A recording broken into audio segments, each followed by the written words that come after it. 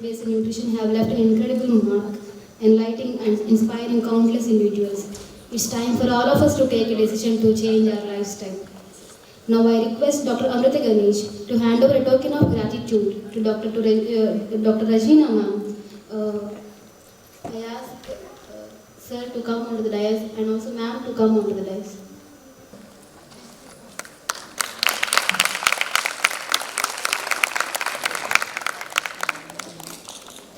First session. Dr. Sharon Vartikar is an eye specialist and an experienced vitreoretinal surgeon. After completing his MBBS, MS, DNB and FICU, he did his fellowship in medical and surgical retina from Retina Foundation, Ahmedabad.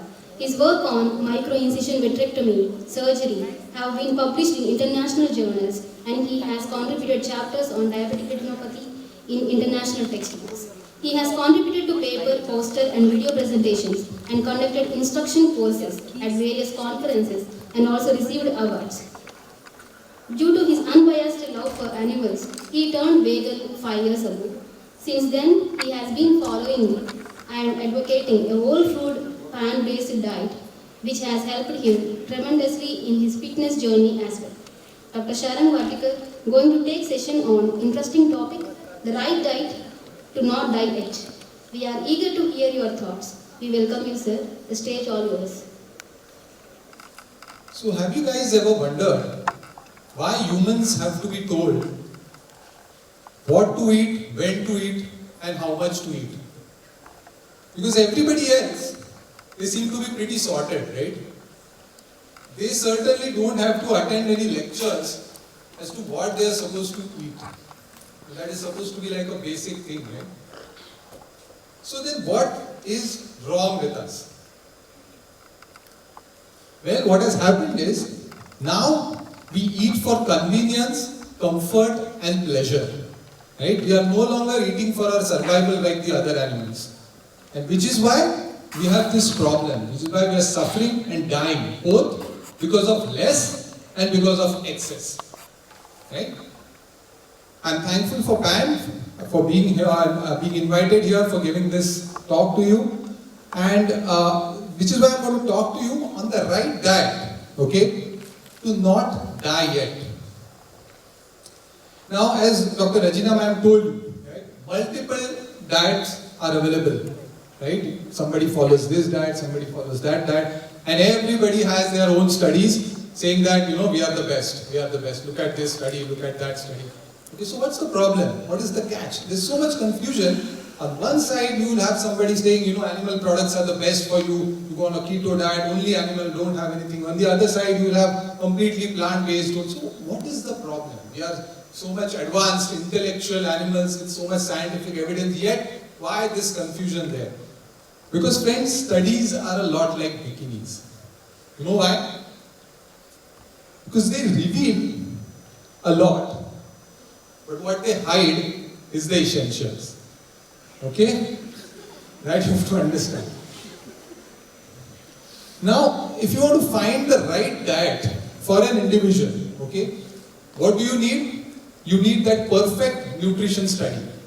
And what would that be? It would be, as Dr. Regina ma'am said, a randomized controlled trial. Supposed to be the best trial conducted, but with a large group of people with matching baseline health conditions. Plus, they have to follow the exact recommended diet, okay, with having a similar surrounding and environmental factors for years together, and it will require a lot of funds. So, it is next to impossible. So then what are we going to do? Well, we'll have to think a little outside of the box, okay, and we have to twist the question a bit. So instead of trying to find out which is the best diet for survival of an individual, why don't we think of what is the best diet for the survival of our species? Okay? Are humans an endangered species? Yes? Or is it only the tigers and the lions that are endangered? What do you think? Are we heading towards extinction? No? Somebody said yes. So what do you think? What are the reasons why the human species could be threatening? What is threatening? You know any factors that come to mind which you are worried about? What is bothering us? Yes? Anybody? Climate change, yes, very good. Anything else? No, that's it. Climate change, we sort the climate, everything is cool.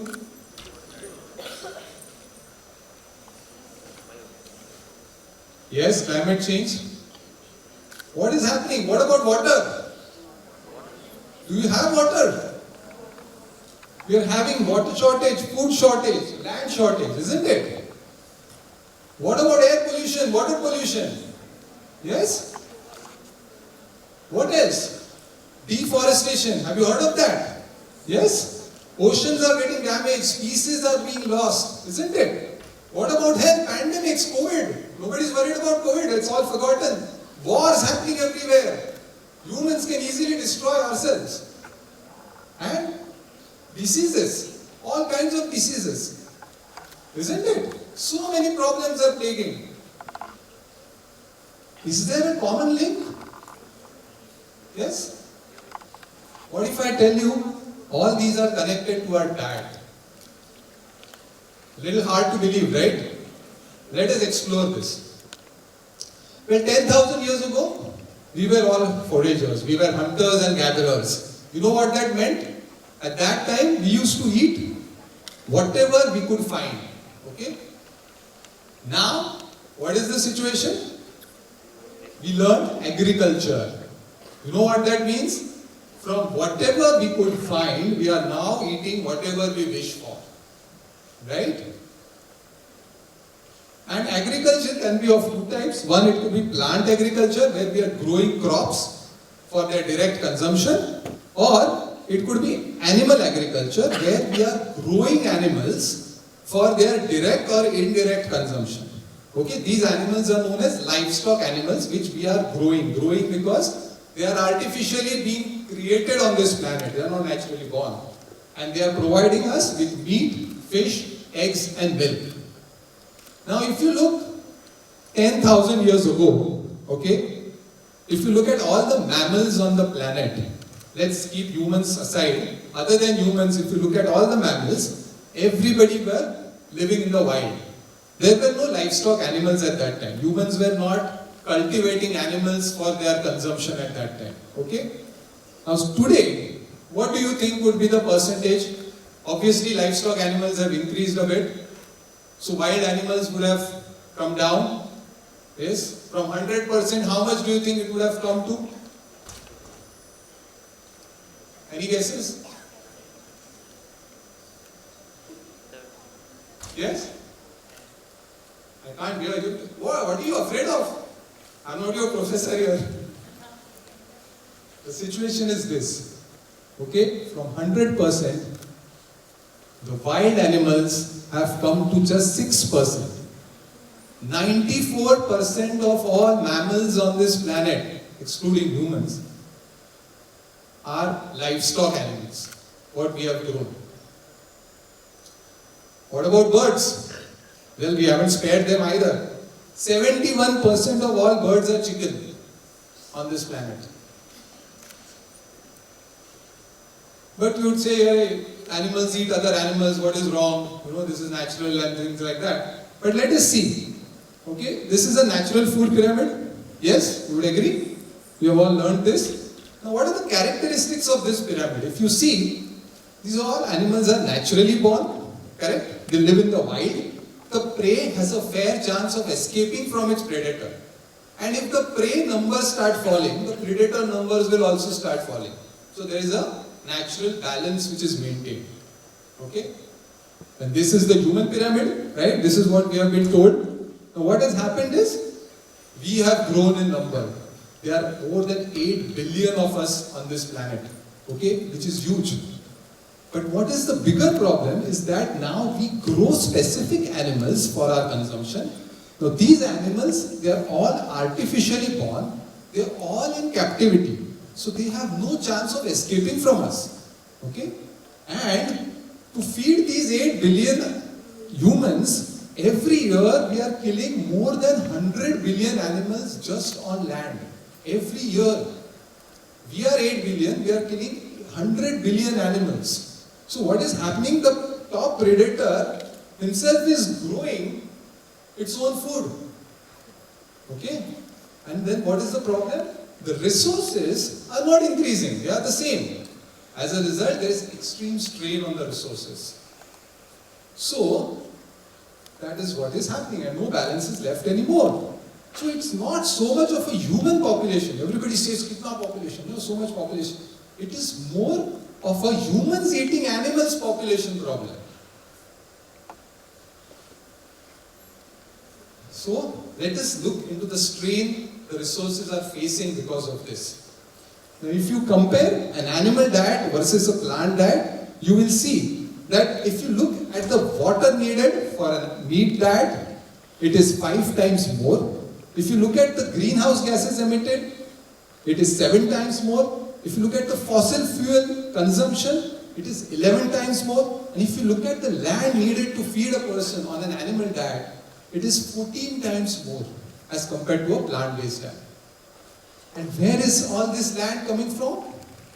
As I speak, okay, Amazon forest, the size of 3 football fields, is getting cut every single minute. Just imagine this, we are sitting here, we are not aware, this is the rate of deforestation that is happening in the Amazon forest, the lungs of our planet. 91% of that is to provide for animal needs. Please understand this. So no wonder animal agriculture is the biggest cause of deforestation. If you look at the food products, to produce 1 kg of food, the amount of land needed, meat and is way more as compared to plant products. And when you do so much of deforestation, in that small area of forest, there's so many animals that are thriving there. That leads to biodiversity loss. In fact, the current species extinction rate is 10,000 times more than what is naturally expected. Naturally, you would find that 3 species die every year. That is what is expected. That is what is bound to happen. But if you see currently, 3 species are dying every hour on this planet. Okay, land and oceans and everywhere. You know what this means? It basically means we are headed towards the 6th mass extinction. We are probably in the midst of it, we are not even aware of it. The last mass extinction was when the dinosaurs got wiped out. And now, and that will all pass away because of natural causes. This is human caused mass extinction which is happening right now. What about water? By 2050, 70% of the world's population will be living in water-stressed areas. Okay? Yet, we are told how to save water. Yes, anybody can suggest. What do you do? Does anybody try to save water? Do some small help to the planet? Rainwater harvesting you are not doing. I'm saying as an individual what you are doing. See, let's not look at other people. Let us not expect others to do things for us. I'm asking what you as a person are doing for your own future, for your own planet. What are we told? Put some sensors on water taps, right? Then when you're shaving, use a mug. Don't keep the water running when you're brushing. Turn it off. Don't use pipes to clean your cars. Use buckets, mugs, all these things. Isn't it? It's good. You do all these things and per day you can save nearly 1,000 liters. Isn't that great? But you eat 1 hamburger and you have consumed 2,400 liters of water. That is the water footprint of an hamburger. Everything that is inside that, the amount of water that has been used to get that burger on your plate, that much water has already been spent. You know how much is 2,400 liters? That is equivalent to flushing the toilet for 6 months or taking a shower for 2 months. That much of water is going in that 1 hamburger. Hard to believe, right? But if you see the household activities that we do, bathing and drinking and washing clothes and utensils and all, hardly 10% of the water footprint of an individual. The major footprint, 70 to 80% comes from the food that we eat. Okay, we are focusing on small things, we are missing the bigger picture. And again, if you compare meat and dairy versus plants, you will see the amount of water that is required for animal products is way more than what is required for plant products. In fact, to produce 1 kg of beef, you will require water so much that one person can drink that water for 15 years. That is the water footprint. Because that much water the cow has to drink over its lifetime, and that much water has to be given to the food that is produced for the cow for that time, so that 1 kg of beef comes on the human's plate. What about our food? Every day 1 billion people sleep hungry. 10,000 children are dying of starvation every day, and yet 41% of the world's cereal harvest is fed to farm animals, so that some few people can eat from that. We have enough food on the planet to eliminate hunger 3 times over, but we are not feeding it to humans, we are feeding it to these middlemen and then feeding a few people out of that. So when you go through this cycle, there is a lot of wastage, right? If you feed 100 beans to a cow, only 2 beans out of that will reach the human stomach. You remember this pyramid we shared? At every level there is loss of energy that happens. Okay? And if you look at the loss of energy, be it milk, eggs, poultry, pork, mutton, beef, it's huge. We have these products for our proteins, right? Proteins, milk. Even for proteins, if you see, a lot of proteins are wasted.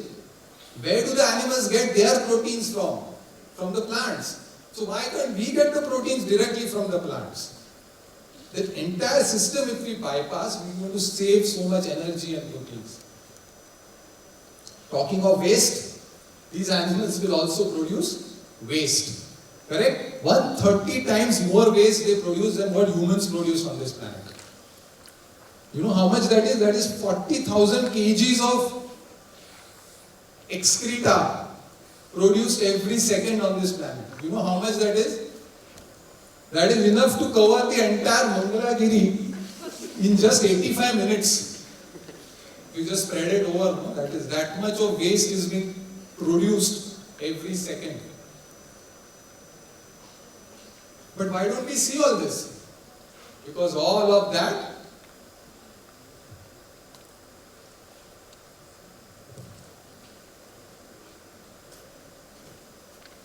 is being dumped into the oceans. Can you get this here, please?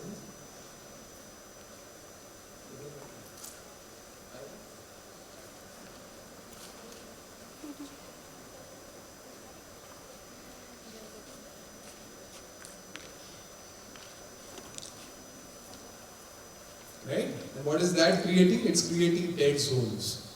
You're all spreading from the coastal areas, creating dead zones. What are dead zones? These are areas of low oxygen where no marine life can survive. And that is why all these beautiful corals that people go here and there to see are now being reduced to lifeless plains. Anybody knows what this is? This is waste, yeah, in the ocean. This is known as the Great Pacific Garbage Patch. There are 5 such garbage patches of plastic floating in the Pacific Ocean. You know the size of this single garbage patch? It is more than half the size of India. This single garbage patch in the Pacific Ocean. Okay? We want this there? Obviously not, right? So, how do we keep plastic out of the oceans? Yes? Anybody does anything for that? Yes? We should avoid all this? It's good. We should avoid all this, but what no one tells us is that 80% of the plastic there is fishing gear.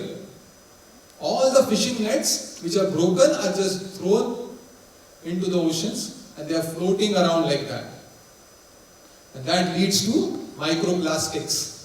You know what are microplastics? Small pieces. As the plastic breaks down, it never goes away completely. It becomes microplastic, and these microplastics are now finding a way into our bodies and causing multiple problems. Okay? And one of the major contributors to this is seafood. Somebody was asking about fish. Small fish eat the plastic, bigger fish eat that, bigger. And as it goes, it gets concentrated more and more. Every year, 3 trillion fish are killed. 3 trillion fish. 3 trillion is a huge number. Anybody knows how huge this is? It is 3 followed by all these zeros. You know, after a while, our mind cannot comprehend these numbers. After 3, 4 zeros, we feel all numbers are same only. It's a big number. We forget about it. But this is important. We need to understand this. So suppose I ask you to count from 1 to 3 trillion. Any guesses how much time it would take you?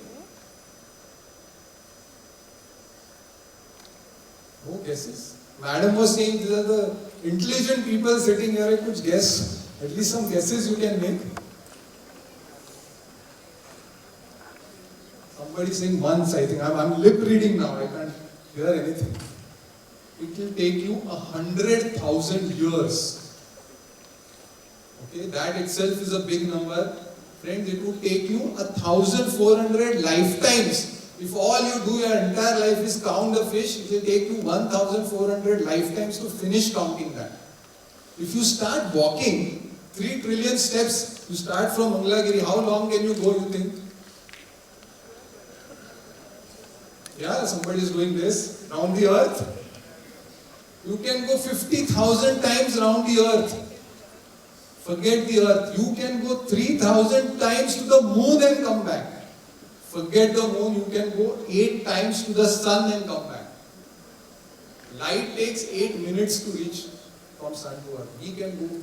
That is 3 trillion. Please understand.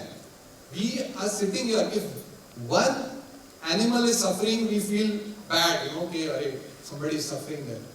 3 trillion fish are being killed every year. Nobody has to say anything about it.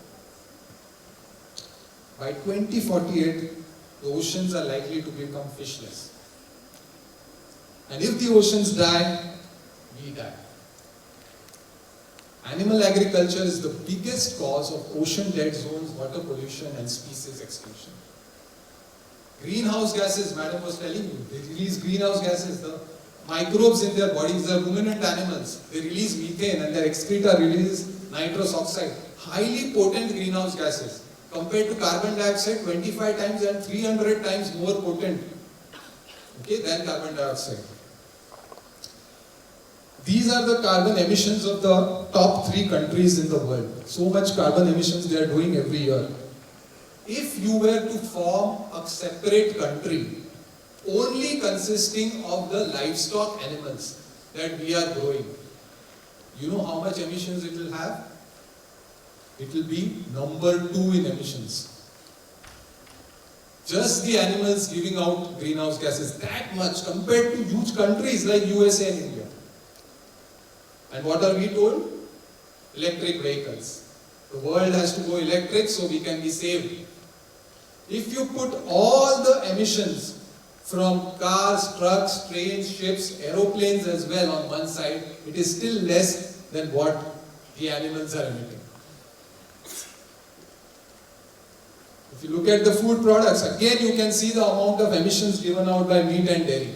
In fact, beef, if you see 1 kg of beef, it is equivalent to driving a car for 26,000 kilometers. This is just yesterday's news. Okay?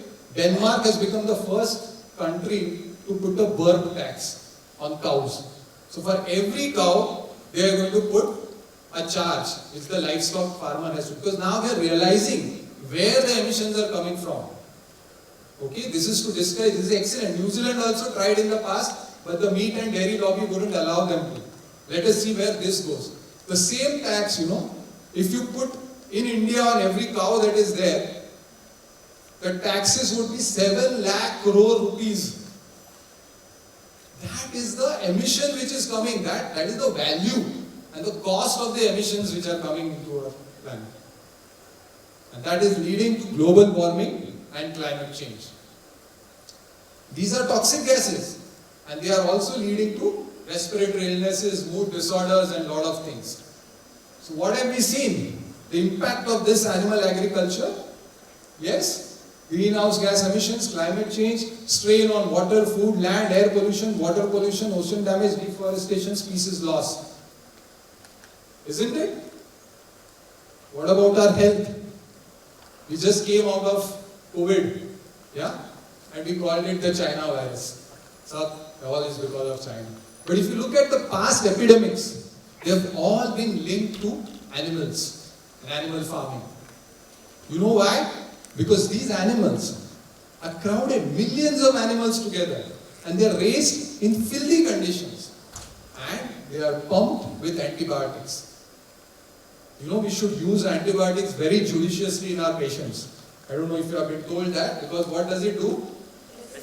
Antibiotic resistance, yes? But what we don't know, and nobody wants to tell us, that 80% of the antibiotics are used in farm animals, where there is zero regulation, no accountability. And these are not just random antibiotics, these are antibiotics which we use in humans as well. They are used as growth promoters and as prophylaxis, because they don't have time to treat each and every illness of an animal. They put all animals on antibiotics. And that is leading to antibiotic resistance in the animals, creating superbugs. And because they are in close proximity, one superbug will completely multiply in these animals. And then once in a while it goes into the humans, causing pandemics and multiple diseases, causing millions of deaths. In fact, 75% of all emerging infectious diseases are coming from animals. And we are basically waiting for the next pandemic to occur, which would be worse than COVID. Madam told about the triple burden of malnutrition, right? Malnutrition, obesity and micronutrient deficiency. This was a beautiful paper in Jan 2024 which studied the economics of this. Now, what it said was, if you continue with the current diet that we are following, what is expected is that by 2050, huge number of people will be malnourished, the obesity rates will keep rising, and the temperature will shoot up to 2.7. 1.5 is the cutoff. We don't want it to go above that. We have already reached that almost.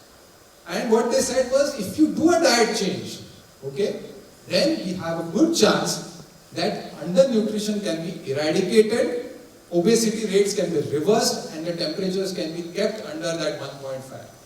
What was this diet change that they recommended? It was a strong consensus. What they said was, universal increase in whole grains, fruits, vegetables and nuts, less consumption of ultra-processed foods, and animal source food consumption to be significantly reduced. That is basically a whole foods plant-based diet is what they are suggesting. Why? Because this is the current trend of animal product intake. This is how the intake is increasing. What is their recommendation? It has to come down. This is how we have to change. This is the current trend of vegetable, fruits, nuts intake. And what they want, this is how it should go. If this happens, then what is going to happen? The results are that the global obesity, which is going in this direction, will start coming down. Similarly, premature mortality related to the lifestyle diseases. This is the current trend. This is how it's expected to go if we don't make any changes. But if we change the diet, this is how it is going to come down. But in reality, as I told you, it is actually increasing. Meat and milk demand is likely to double by 2050. So again, let's think practically. 29% of Earth's surface is covered by land, isn't it? Out of this, 76% is habitable land. Okay? Out of this habitable land, a huge 45% is used up by agriculture. Okay? But we need food, so it is still justifiable. What is not justifiable is that 80% of that is used for animal farming. Only 16% is used for crops for human consumption. And what is more ironical is that from this 80% of land, they are getting only 17% of global calories. The rest 83% is coming from that small 16% of land, because I told you, energy is wasted. So it's a waste of resources. And that's nearly 27% of the total land mass of this planet is used for animal agriculture. In contrast, if you see all human infrastructure, if you put it together, it is only 1% of the entire land surface. and 27% is for animal agriculture. And what is happening? Meat and milk demand is going to double. Means more calories will be demanded from meat and milk. That means the land required will be double. Isn't that so? That would be 54% of total land mass. Where is this land going to come from? It's going to lead to territory wars. People would demand more land. They were to encroach into other countries. And all forests will have to be destroyed. Where we can't grow on shrubs, we can't grow on glaciers, we can't go and stay there. So forest left means extinction. So in addition to all these things, we have also seen that they lead to pandemics, wars, malnutrition, lifestyle disease and obesity.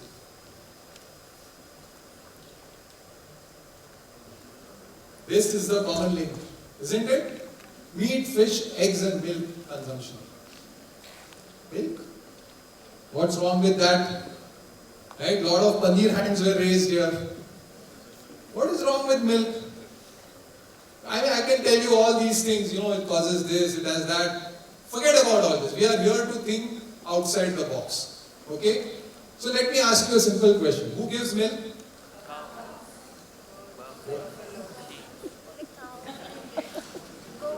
Is that right? A mother gives milk, friends. We have been told cow gives milk. Boss, mother gives milk.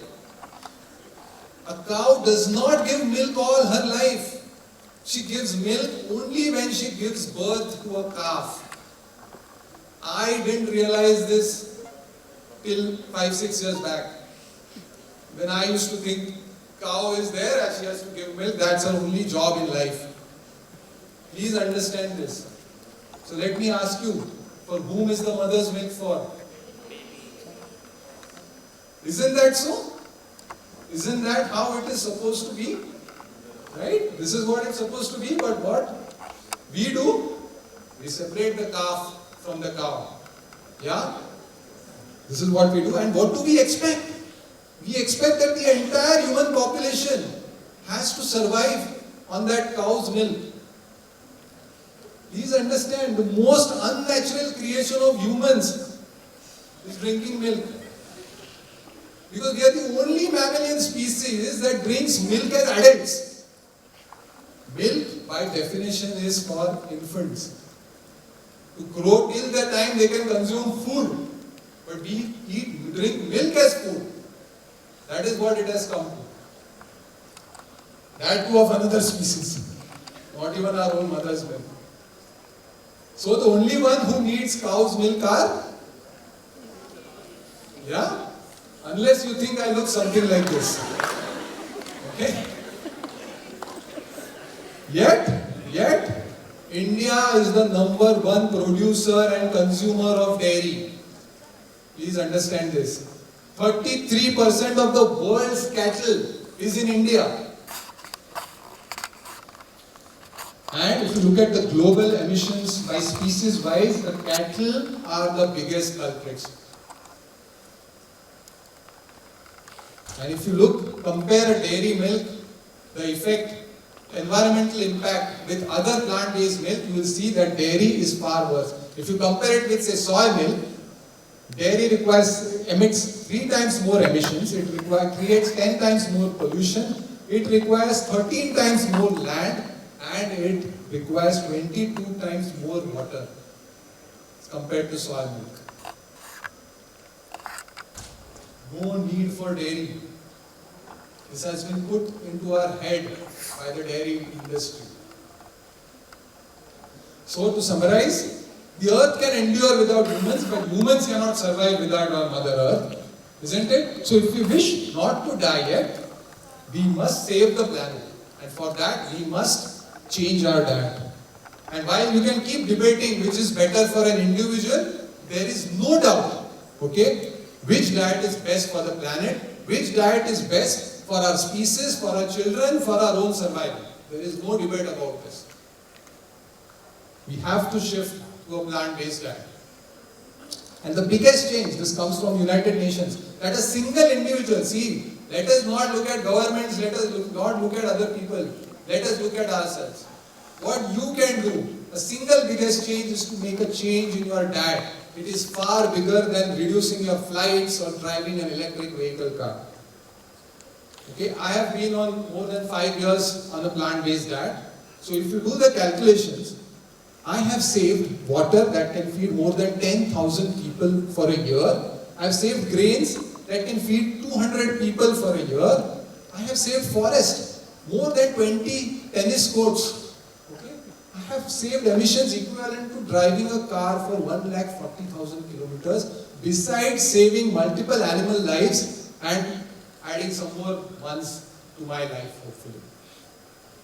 That is the power of one. It is not about me, it is about things which previously I was not able to do. So let this not be a restriction, thinking that if I give up something I am going to miss. But don't look at me. Let us ask the experts. If you look at the top athletes, even they are recommending plant-based diets. Right? If they can perform at that level, okay, why can't we? And this is not something new. Since 1900s, people have been winning gold medals at Olympic levels on plant-based diets. Right? You can build muscles. These are plant-based diet bodybuilders. This is our own Indian vegan plant-based bodybuilder without protein supplements. Big disclaimer, okay? Muscles are built in the gym, not in the kitchen. Don't think that just by changing the diet you will become fit. No. You will have to exercise, you will have to put in your hard work. But changing your diet is not a restriction against that. You can get the same amount of nutrition from a plant-based diet as well. So, animal agriculture industry is a destructive industry. It is extracting resources. It is unsustainable. It is unnecessary. That is the biggest point. It is unnecessary. And it is detrimental to our health. Yet, nobody wants to change. Is there anybody here willing to change? What is that one thing? I saw some hands raised. Very good. Very nice. But those who are not raising their hands, what is that one reason you would not change it for? Tell me honestly. Very good. Taste. Isn't it? That is what we are all addicted to now. How can I give up my paneer and my chicken? I was a non-vegetarian before. Trust me, taste is something that can be developed, can be changed very easily. It doesn't take time. Okay? We no longer eat to live, we now live to eat. But the bigger question is, are we willing to die to eat? That is the question, because friends, we are eating our way to extinction. That is a fact. But we don't need to. I mean, there are a lot of excellent plants. So if you just want to eat for taste, you still have options. It's just that we are not creating that demand. Recently, there was a competition for the best cheese, tastiest cheese. You know, a vegan cheese won that award. A non-dairy cheese. But the dairy industry didn't allow it. They disqualified it. It was a plant-based cheese which won the award. So it is a simple matter. We just have to create that demand. So to conclude, what's it gonna be on your plate? Will it be animal foods or will it be plant-based foods? Because friends, what we are not changing, we are actually choosing. So when we choose the beef industry, we don't change, we choose the beef industry, right? 900,000 cows are slaughtered every day. 900,000 cows. If you make a line, single line of these cows, okay, you know how long it will be? From Mangalagiri it will take you to Delhi. That many cows are slaughtered every day. 130,000 goats slaughtered every year. 160,000 pigs every year. 140,000 chickens slaughtered every minute. And 100,000 fish slaughtered every second. The egg industry, sometimes people call it vegetarian also, there's no life. It's not about that egg. The male chicks have no role in the egg industry because they are not going to lay eggs. So 1 day old chicks are grinded. You know how much? 700,000 male chicks are killed every year in the egg industry. Dairy, again, male calves have no role. Even though most of the states in India ban cow slaughter, it is still happening like that. And there are no figures, but if you look at male to female ratio, which should normally be what? 1:1, natural, yeah? For cows, it is 1:3. And for buffaloes, who have no protection in our country, it is 1:11. So for every female buffalo, 10 male buffaloes have been killed. And these are animals, friends, that we connect with love. When we watch these movies, don't we cheer for them? Don't we love them? Yet, when they come on our plates, we give them different names and we forget everything. Because taste prevents us from seeing the pain of our fellow beings. What is the difference? Is there a difference? But we have been told, one has to be eaten, the other has to be petted. The difference is only in our perception. They are all live sentient beings capable of feeling, loving and suffering the same way as you and I can. So you always have a choice. So would you rather hug or would you hang? Would you tickle them or would you torture them? Would you snuggle them or would you slaughter them? Would you kiss them or would you kill them? The only thing we need from animals today is their forgiveness. We have other food, they don't have another life. We have other food, we don't have another planet. This is all that we have. So I ask you to ask yourselves. Don't listen to anything. Forget about what I have said. Forget. Ask yourself. Okay? Does your heart agree with a diet that depends on so much cruelty? Just think about it. Does your mind agree with a diet that is causing our own extinction? We are supposed to be the intelligent species. We are what we eat. So let us eat the rainbow, not the moth. Let us choose wisely. Our plate will decide our fate. So let us choose a diet that won't let us die yet. Thank you so much.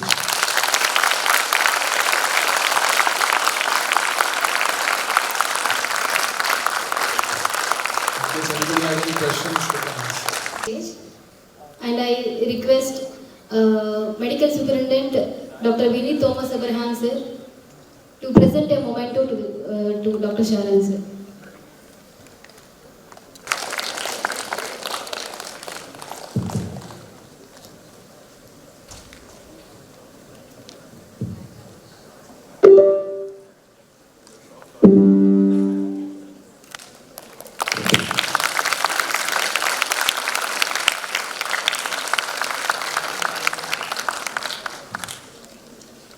We move to the next session of total 13 postgraduate theses. Sir has been PI, co-PI and co-guide nearly 20 funded research projects. He has given lectures in 29 national conferences. Sir has 20 years of teaching and research experience at various levels at Sri Manakula Vinayagar Medical College and Hospital. Sir has designed and developed several curricula for different courses at UG level. Sir will be taking the session on emerging trends of nutrition, which plays a key role in prevention of non-communicable diseases. Please grace us with your insightful words and enlighten us with your wisdom. The profile is different now. So after a very good presentation from sir, I think my presentation will be lost in the best presentation. Okay, so probably I'm not going to take much of the time because already a lot of contents which I try to find out from literature. I think some of them have been covered. At least few slides might be repetitive, just bear with me. So initially when I tried to find out what is emerging trends in nutrition, probably I could see more literature in the Instagram and so-called shorts or reels only. These are the people who run the nutrition trends in India now, particularly among the adolescents. So, whenever I talk to my daughter, she is also fond of all type of foods, even though we have a lot of restriction. Since now I moved here and my daughter is staying back in Puducherry, she has a very wonderful time now. She can order from KFC or anywhere else, but here in home it is not permitted. So have you heard about Boomer Uncle? Boomer Uncle, Boomer Auntie? Okay? this is famous in Tamil Nadu. Whenever a elder person or above 40 gives advice to the children, they will tell us, don't talk like a boomer uncle or boomer auntie. The adolescents are very stubborn and difficult to change. So that's what I think the Pan India has taken a wonderful step. They want to correct or bring change from the adolescents. Okay, so already this slide I think you have been seen, like there is a triple burden. So probably India has a concern of both malnutrition, and the other side we have problem of NCD, and NCD includes cancer now, that is also rising very fast. Okay, some of the advances, I think the food and diet can improve individual health. That is one we have thought already they have focused. And the exact composition and nutrient availability of diet, till now it is, we don't know. So a lot of advances are required in this angle.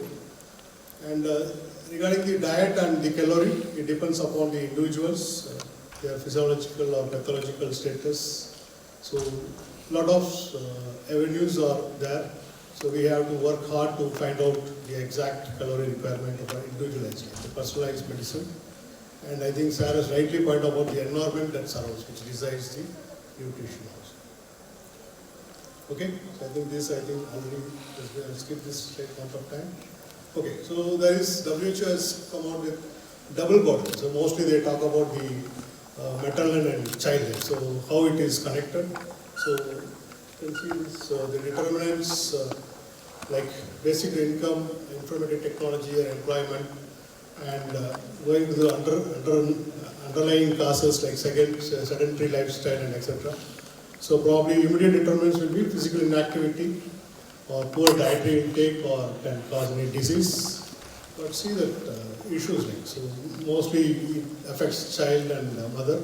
And finally we see the consequence, even though it affects the child, but when they become old or about 30 or 35, probably all these problems they'll be having, NCD or reproductive health. You can see a lot of infertility clinics are rising up, because previously it was not there, but this all is related to the diet.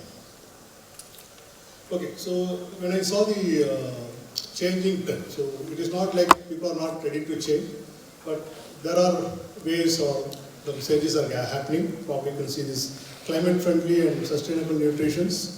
Now people are looking for locally available products, and they try to switch over to seasonal products. I think one thing I could see in Jevada is like, I can see a lot of locally available vegetables here. I could not get carrot or any other products which usually we used to have it in our places. So that is one thing good in Vijayawada.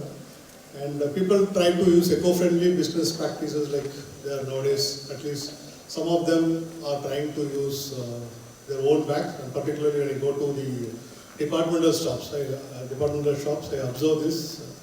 Most of them don't bring, they don't go for covers or anything, they bring their own bags. And even they take their trolleys to the car and they ship their products into the car. So that's something which is happening. That's good to see. And next is convenience and healthy food. So this is where the real challenge is there. So even though people, so already said about tasteful, taste that is mindful of diet, so which runs our nutritional background. And people want readily or very easily available foods because of want of time or anything else. So that is also available in markets. If you go into any of the department stores, so all the vegetables are cut or fruits are cut and a lot of processed foods are available.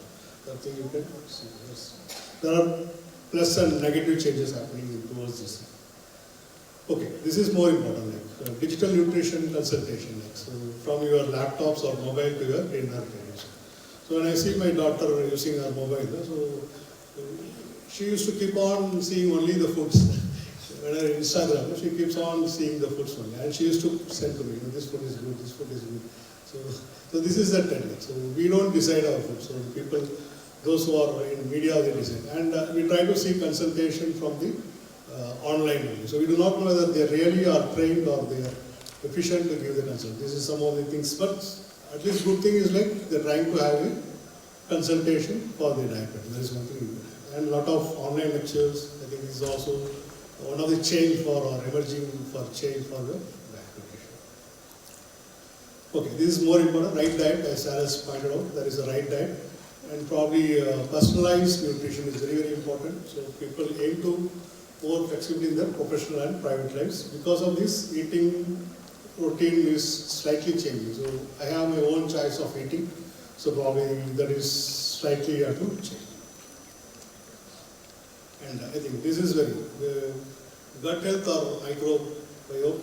So even if you see the gastroenterologists have an habit of writing the prescription of probiotics. So probiotics, one of the area where people try to consume on their own. So that's something we have to keep on changing.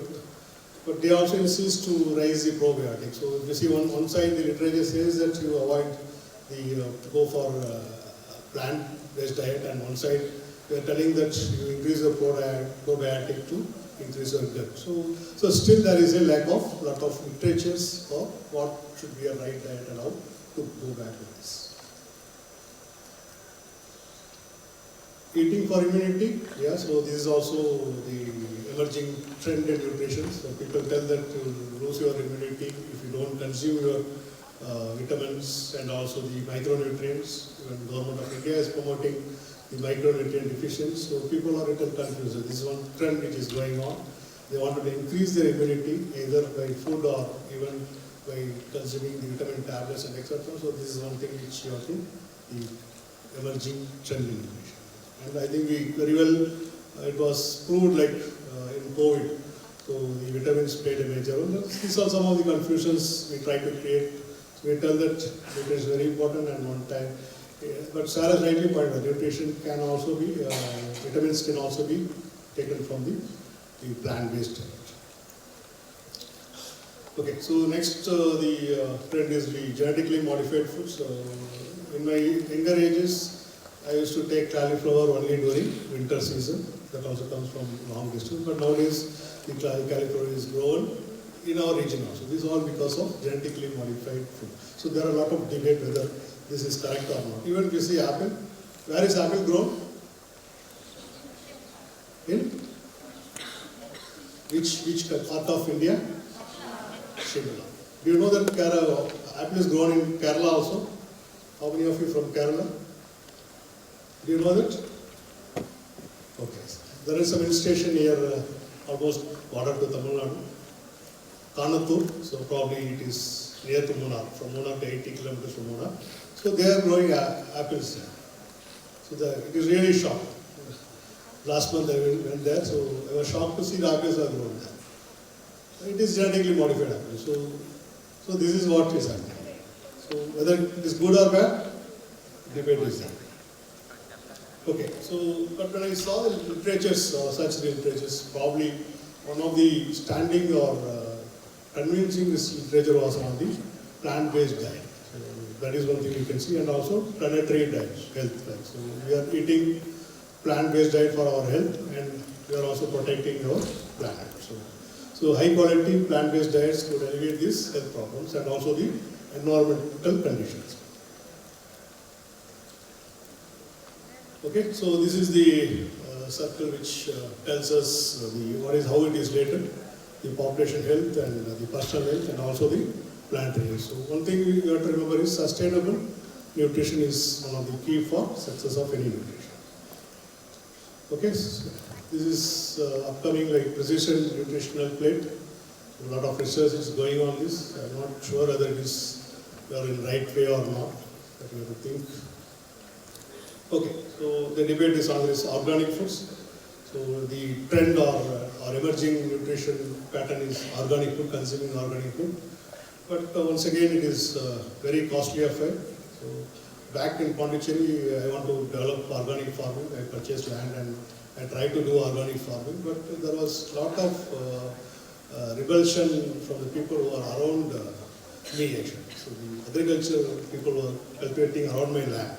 There were objections from their side, because when I go for organic farming, the insects will be in my farm and probably it will go to their farm also. So this is one of the areas which the policy decision has to be taken, so we can go for it organic farming. Okay, awareness of healthy nutrition improves personal well-being. I think that's something you have to keep in mind. I think Sarah has also rightly pointed out, superfoods are looking for inspiration or motivation, so we want to change for our nutritional plan. See this? So it is not like we don't have a healthy diet. If I try to Google out healthy diet restaurants in India, probably a lot of restaurants are there. There are some of the examples we have in Mumbai, Goa and Bengaluru, where they serve for it. Very good healthy diet. That is mostly your plant-based diet. So change is happening. So emerging changes are there. Have you seen this one? We'll try to find out. This is in Mangalagiri only. Sorry, in Vijayawada only. So millet-based diet. So they are looking of everything is vegetarian. That's where people are. Okay. So I think this debate was the intermittent fasting, whether it is good for health and etc. A lot of trials are going on based on few trials. Even though they cannot prove for a long time, but at least immediate effects are there. And I think this was covered like keto diets and etc. So what is the difficulty in all these type of diets? The sustainability. If you see any of them for practicing any type of this diet, they cannot sustain for longer time. So really, if you want to go for the diet or best nutrition, probably you have to go back to the plant-based diets. Okay, this also is there regarding fasting. And newer things is vegan diets, the power of plants, but the vegan diet, they try to ignore all the milk products also. Okay, so not only the scientific literature, also the media. Media is also mostly concentrating or keeping up more on the diets related to plant-based diet or vegan diets. So more awareness is, this changes is happening. Okay, so these are some of the issues. I think this was rightly, this is a document of United Nations where they mention about the loss of carbon. I think Sarah has put this slide also. Yes. Okay, so please take 2 seconds and write it. This is more important. Sustainability, sustainable nutrition. Ability of food system to provide sufficient energy and essential nutrition to maintain good health of the population without compromising the ability of future generation to meet their nutritional needs. So this is what we all have to adopt. So this can be done as per previous presentation. So probably the plant-based diet is. It is not like you have to entirely ignore non-veg. I think because we don't have strong literature, but at least try to reduce the consumption so that itself will help. Currently, slowly we can try to transfer into fully vegetarian. Okay, so even though we have a lot of guidelines and etc., but there is no strong evidence. So please go with the evidence which is available currently. So this is all the documents. I think this has been taught to you. That's what we regularly teach you in classrooms. Like WHO has given the healthy diet, so how to keep your energy, calories, and etc.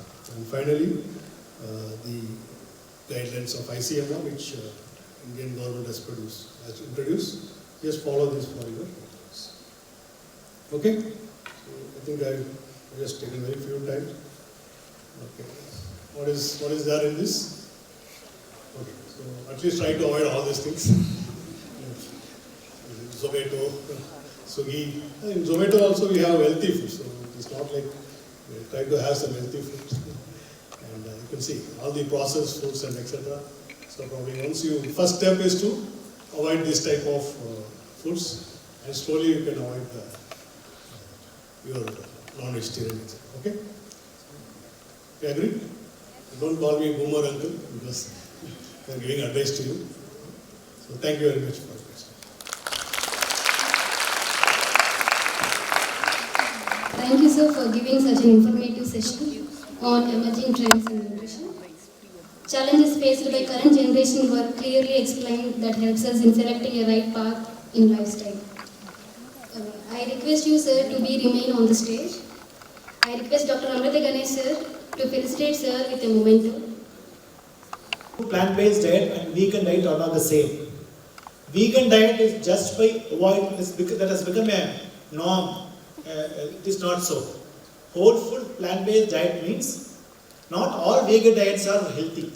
See, you can, there is one this thing in Coimbatore, they make all vegan sweets without ghee, but they use oil, use sweets, everything. So don't equate vegan foods with whole food plant-based, both are different. Whole food plant-based diets are healthy. Thank you.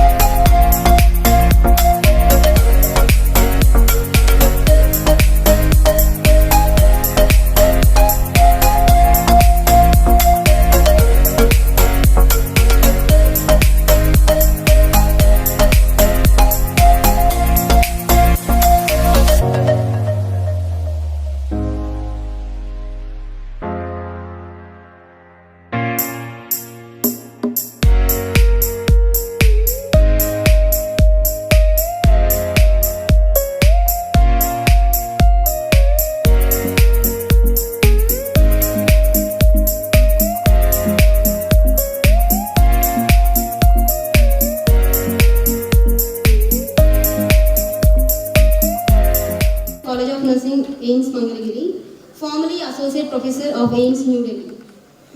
He has done his Masters in Psychiatric Nursing from AIIMS New Delhi and PhD in Psychiatric Nursing from National Consortium for PhD in Nursing.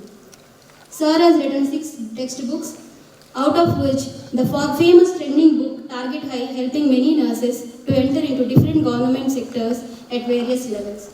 And he has written 17 original articles and 4 review articles. He has awarded with Sarala Kapoor Award for the Best Research Paper in ISPN Conference 2016, International Travel Grant from ICMO for 4th International Conference on Workshop, Florida, USA on October 2014. He has been a PI and co-PI of several intramural and extramural projects. Sir is now a Deputy Editor of Indian Journal of Psychiatric Nursing, Executive Member of Indian Society of Psychiatric Nurses, Reviewer in Journal of Psychiatric Nursing, Member of Academic Council, Swami Rama Himalaya University, Member of Curriculum Committee, Swami Rama Himalaya University. I welcome you, sir, onto the stage for the further proceedings. Over to Dr. Muthu Venkateswaran for further leading into the session.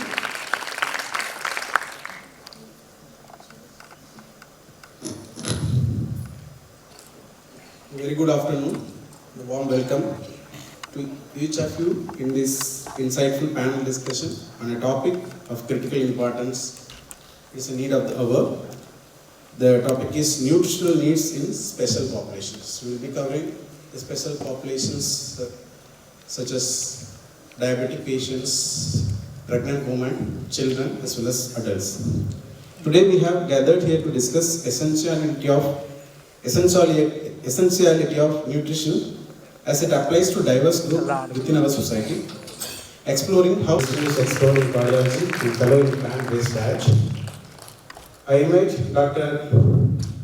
Sharan Vartikar, a renowned retinal surgeon practicing in Mumbai, associated with Pan India, and also he is passionate about climate change. Welcome you, sir.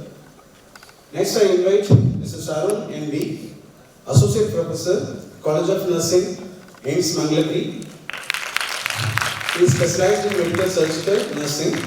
So he will be talking about the nutritional needs, special nutritional needs of adults.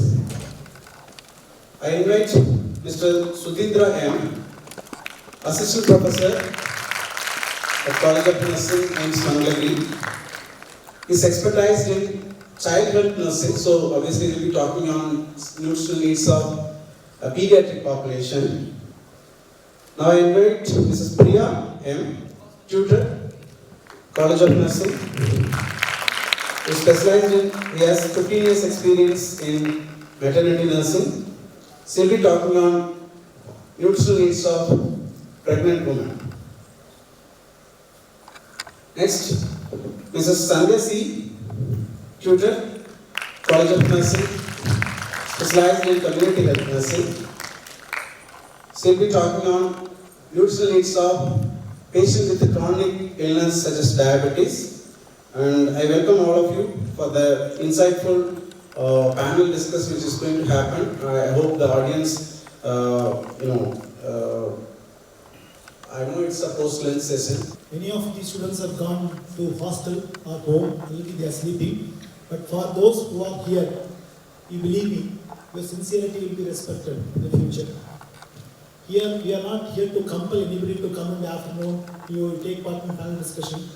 We took all the pains to organize everything only for you.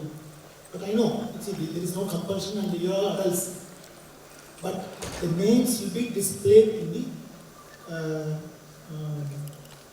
notice board. Okay? Thank you. Thank you, sir. So let us start the panel discussion. As I already told, the panelists will discuss the challenges faced in meeting the unique nutritional needs and propose practical solutions based on the research and clinical experiences. As a moderator, it's my privilege to guide our conversation today, ensuring that we uncover valuable perspectives and practical recommendations that can enhance our understanding and approach to nutrition in specialized population. So I will have one set of questions in the first round to each of you. Then we'll have a second round of questions.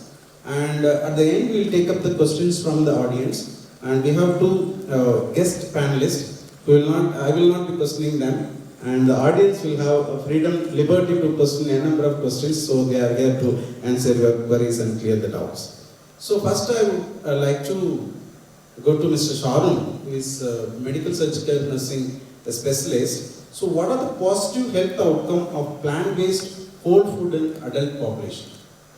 Thank you, sir. In the earlier sessions also got discussed thoroughly, but I will give a concise idea. Obviously, the plant-based whole food definitely help in controlling the triglyceride level. It helps in the reduction in BP if the patient is hypertensive. It have a preventive aspect in controlling the cardiovascular diseases, or even it can, some literature are saying that even some of the cardiovascular literature, chronic problems can be reversed by using plant-based diet. And especially it can be useful plan especially the patient is suffering from diabetes mellitus. And the research has shown that it definitely have a good outcome, especially improving the gut health of the patient, preventing constipation, especially in the adult population. So my question here is that does this contribute to the balanced diet in terms of the protein, the essential amino acids, all those things for an adult? Because adult or whatever the special population prepare a balanced diet. Yes. So does this fulfill? There are certain times, if the patient is already suffering from certain disorders, definitely a specialized diet can be done.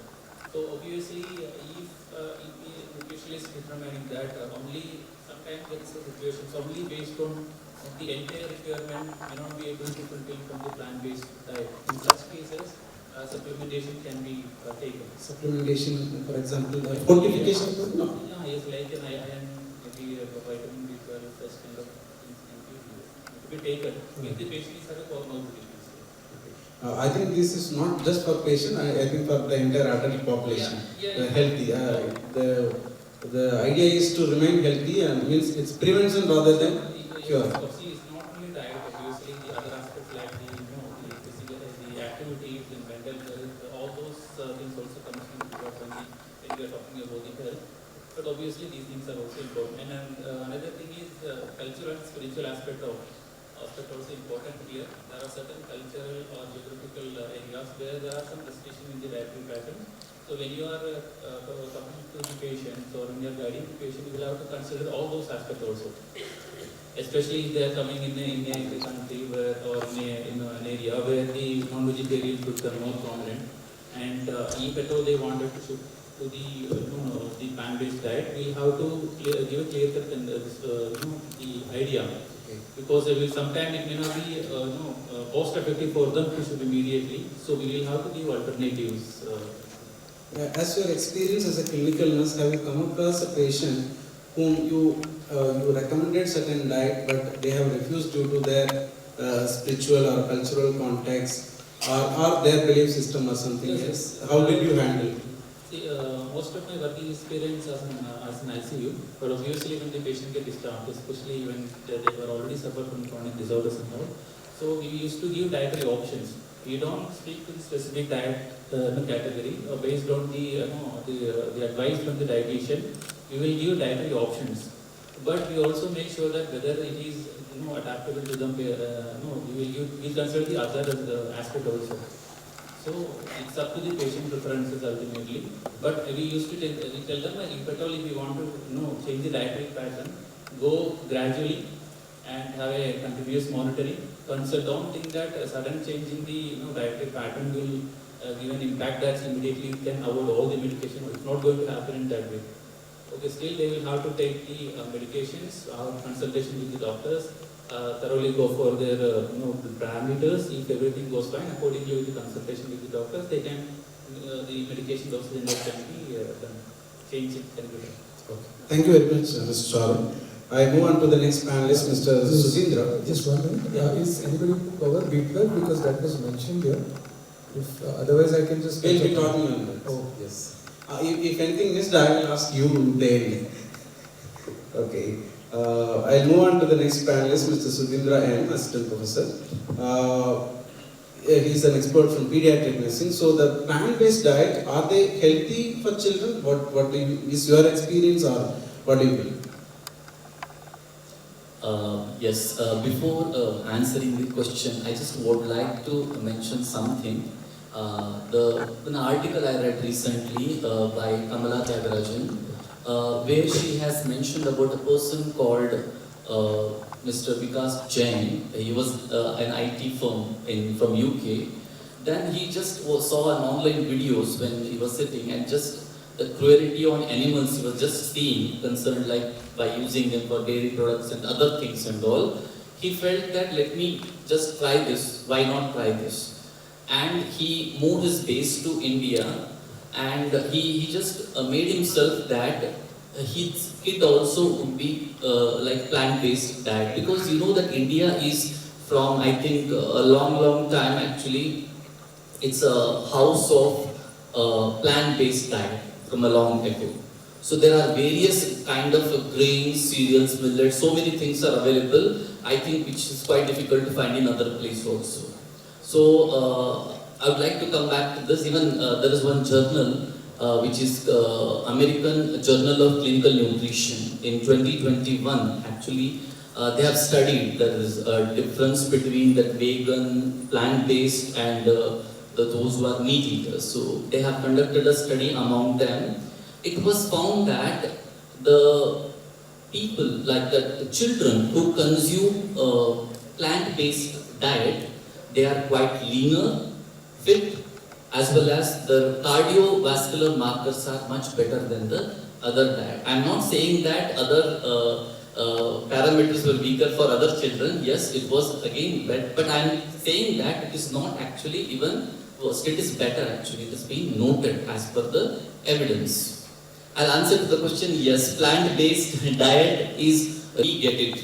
We never plan it. So today rice is available, I take rice. If it is roti is available, I take roti. We never plan it. We have resources. We have availability. Okay? So that if you plan it systematically, if you identify like sources of protein in the plant-based and sources of calcium, sources of the iron and sources of the rest of the nutrients, it is available in the plant-based. So if you systematically, like lentils are there, some cereals are there, ragi is the main food actually I can see, jowar is there, so many things are there which we plan. I think it can be balanced. If you take it in a balanced way, I think all the nutrients a child will get and child will be healthier after taking this plant-based nutrition, I feel so. The most of the time, what we see in home, at least in Indian home, whether it is spiritual or food habit, what a parent follow, the child follow. What you eat, you teach your child to eat. You usually don't plan specially for your child, which is deviate from what is your, day-to-day, kitchen menu, Yes. food menu, right? Yes. So, do you have such plans, a special diet for your child, which is deviating from your menu? It means that, see, it all depends on the availability of resources, what we have and what is my interest and the interest. Like, I think it takes very less time to plan a diet for every day. It doesn't take much time actually.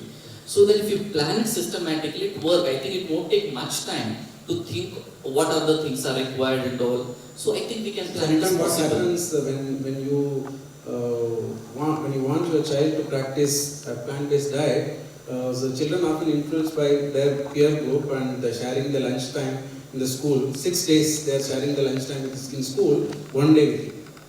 That is on Sunday. So they are more influenced by their peer than you. How do you tackle this? Because one thing I would like to say that, because peer influence is important as you said, but the thing is that the initiation what we have to make it in the home is a first actually. What we are, child grown up by seeing us what we are eating and what we are doing. So if it is already firm with the child, I think it is quite difficult to deviate it actually. Its influence is there, but yes, we can also like make them in a track. Thank you, Mr. Sundar. I'll come back to you in the second round. I move on to Mrs. Priya, who is maternity nurse, basically. What are the primary nutritional concerns for pregnant women following a plant-based diet? Because there is a question here that there is a debate that it doesn't have vitamin B12. I'll come back to you, sir, on that part specific to you. Vitamin B12, vitamin D, and there are many other amino acids which is absent in plant-based foods.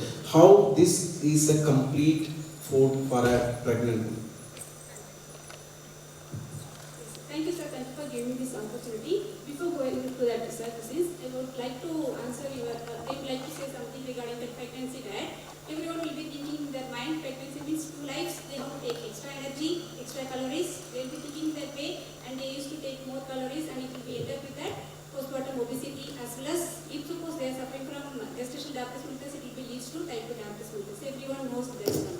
But exactly the well-planned, systematic diet they will be taking means we will stop all those things, chronic complications. So morning itself, Rajna ma'am has explained that what is the percentage of non-communicable disease will be present in our India, that is 62%. Okay, so once well-planned diet will be planning means because of this pregnancy, what are the complications will be arising, we can able to control that one. So according to that National Center of Chronic Disease and Prevention from CDC, it will be saying that the first 1000 days, that is from the pregnancy, that is from 270 days, plus the first year of life, 365 days, then the second birthday, that is 365 days. So totally the 1000 days, we will be giving that optimum nutrition, will be giving to the child means it will be enhancing that 80% of the brain development will be good for that. This will be a very important point we have to note it here. So once we have to concentrate properly on the diet during the pre-pregnancy as well as pregnancy, the first year of newborn's life as well as the second year of life, it will be used to that a very good growing of India as well as that we can see that dry fruit India over here. So at the same time, coming to that surfaces, according to that dietetics and nutrition, they are saying that a well-planned plant-based diet, it will be leads to it a good results. Yeah, we can manage the pregnancy very well. So, but coming from that American College of Obstetrics and Gynecology, they are saying that in the Western countries, especially, they are lacking in vitamin B12. So only they have to take that vitamin supplementation, especially vitamin B12 supplementation. Otherwise, they can take that fortified vitamin B12. So coming with that, according to our India, the ICMR NIM guidelines, what they are saying means, mainly they have to concentrate on second and third trimester compared to the first trimester. So once that fetus will be growing, so they need a more extra calories in the second and third trimester. So they are saying that 250 to 300 kilocalories is needed in second and third trimester according to the 10 kg weight gain during a pregnancy, the BMI, the normal BMI peoples. So once we'll be coming, mainly the morning itself they are telling about the protein requirements. So once everyone will be concentrating on we are lacking of protein, we are lacking of protein. But n number of protein, plant-based products has that this protein. So everywhere we are taking the daily, we are taking the sambar, the sundal, there's so many things are there, it has that protein content. At the same time, Sir has asked about that, how we can able to meet, especially the essential amino acids or those things. The cooking practices, it has a very major impact in the essential amino acids as well as that iron. I am talking about that iron. So the pregnant women, they usually used to take that iron supplementation, but the food also it has a major impact. So actually the plant-based foods, it has the non-heme content will be available, but once we'll be soaking the foods, we'll be cooking properly, we'll be doing the fermentation or we'll be doing the sprouting, with the help of all those things process, very well we can enhance that, increase the absorption of iron content in our food. At the same time, we'll be talking about the fiber. So the pregnancy, because of this hormonal imbalances, what will happen?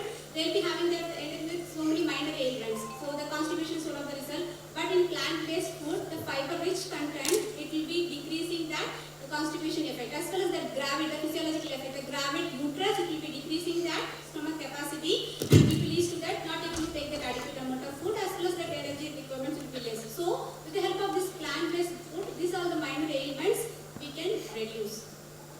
Thank you, Ms. Priya. I'll come back to you in the second round. So I move on to Sandhya Singh, is public health nursing expert, and I'll be simply talking on the nutritional needs of diabetes patients. We all know, not only for the clinician but also for the family members, planning the diet for diabetic patients is always challenging.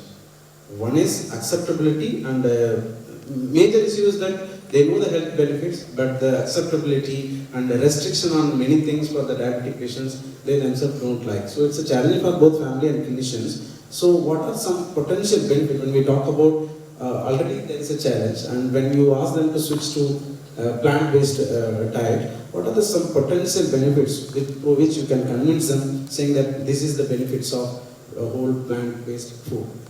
Thank you for the question, sir.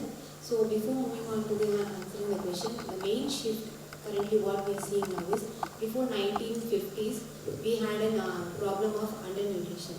But right now, we have the problem of overnutrition, especially replacing the diet with processed food, all those things and all. So this is the reason for the prevalence of diabetes, and added advantage of this overnutrition was having obesity also. The challenge for the diabetes patients would be the cost of the medicines, the cost of the insulin. Obviously, when you tell them there's a better opportunity, reducing and minimizing the number of medicines consumption and the use of insulins by switching on to a healthier and whole food plant-based diet, that would be an advantage for the patients. Maybe they may be benefited. So there are many studies which are saying that the whole food plant-based diet is giving majorly 3 types of advantages. One is the weight management. In diabetes, it is a series of actions and reactions, because one single weight management can be directly impacting the reduction in the HbA1c levels. So we can see, if there was a study, it was a 12-week study where Korean people, it was done in Korea. At least in India, I don't think so. Right now we have many studies related to the whole food plant-based diet. So I have taken up some relevances from the foreign studies. So in that Korean study, they have said that those who have switched to the whole food plant-based diet, and they have done a randomized control study comparing with the conventional study. So they are saying the HbA1c was reduced to 0.8%, and which has given a weight reduction also in the patients, managing the diabetes and switching the patients back from insulin to oral drugs. So we can't completely avoid the usage of drugs, but we can minimize the usage of insulin which is a very painful procedure and which requires meticulous planning and everything whenever they are planning any trip or travel. So always they have to make sure insulin to be carried on, which is a burden for most of the patients. So in such case, so weight management can be a very good advantage when you are considering whole food plant-based diet. And one more thing is the insulin resistance. So as the patients who are having obesity, the insulin resistance is also increasing. So there are multiple studies when they are switching the patients from the conventional diet to the whole food plant-based diet. Out of 244 patients, many patients had an advantage in maintaining the insulin sensitivity. So they have done this study in assessing the homeostatic model assessment for insulin resistance. It is a blood test where the optimal range will be from 1 to 2. So many patients, after following or switching on to the plant-based diet, so their insulin sensitivity has improved and the levels have come to less than 1. So weight management, insulin sensitivity is being improved, and one more thing is the amount of medications obviously will come down, which every patient will be happy about this. This is. Thank you, Ms. Sandhya. Some of the experts in this first round have quoted the benefits, what are the benefits of this plant-based whole food diet for different population. And since the most of the audience are from student group, MBBS and nursing students, I would like to point out they quote a lot of evidences. So what is these evidences? They are evidences from empirical evidences, which is from a well-conducted experimental research, which is considered to be superior than personal experiences. Personal opinions and personal experiences differs, which are considered to be anecdotal evidences. The evidences from well-conducted research studies are considered to be superior because these are empirical evidences. So to this information, I move on to the second round. My question to Mr. Sharon is: what are the precautions to be? You have spoken about this diet for plant-based diet for adults. So what are the precautions to be taken when you advise someone who is on a mixed diet or for 20 years, 30 years, all of a sudden you are advising them to change to, advising them or suggesting, it is up to them to, we are not forcing anyone, you are suggesting to someone this diet is good, but how do you, what are the things, you have to, what are the precautions they must take while they start on this plant-based diet, while switching from some other diet? Most of the time, most of us will be preferring the plant-based diet. Most of the time it will reduce the weight and the complication associated with the obesity. So before starting any type of, the dietary plan, first of all we need to have an idea about our current health status. So we have to go for certain investigations, see what is the current health status, better to have a consultation. And if at all you opted for the plant-based diet, you should go gradually. Okay, obviously if it is of weight reduction or reducing the BMI, the techniques, like reducing the weight 5 kg or 6 kg per month or such kind of things, most of the time not practical, and if it all happen, that probably due to dehydration or the reduction in the water content in the body. So practically, obviously, when you go for such things like weight reduction, you should go gradually. You can take a target of 1.5 to 2 kg maximum per month. And not only the diet, okay, when you go for a plant-based diet, equally important is the exercises, the physical activity in use, those kind of things also we need to be considered. Now you see, the frequent monitoring is also important. At least after 2 to 3 months of shifting into the plant-based diet, you see what is the what impact it is making making to your body, what is the health status that you have, and obviously. If protein requirements are not, obviously you have a lot of options, but still if it is not able to meet by the plant-based diet, you will have to give some guidance to obviously we have to always have a second option.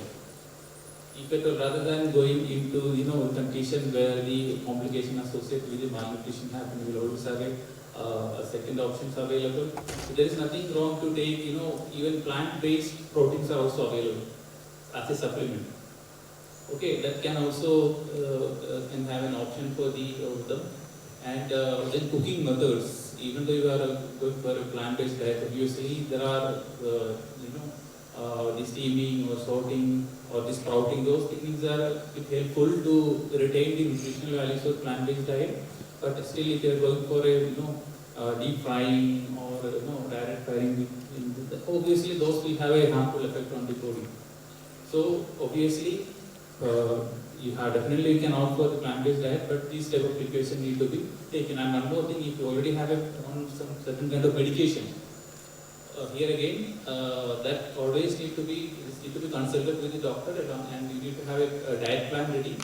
Then accordingly you will have to follow the plan. Better not, obviously you can tell your nutritionist to the available resources or available, the food items available, and based on that you can prepare the meal plan. But blindly preparing, blindly making the meal plan by their own may not be a good option. Otherwise, we will have to give guidance in such a way that they can prepare their own meal plan accordingly.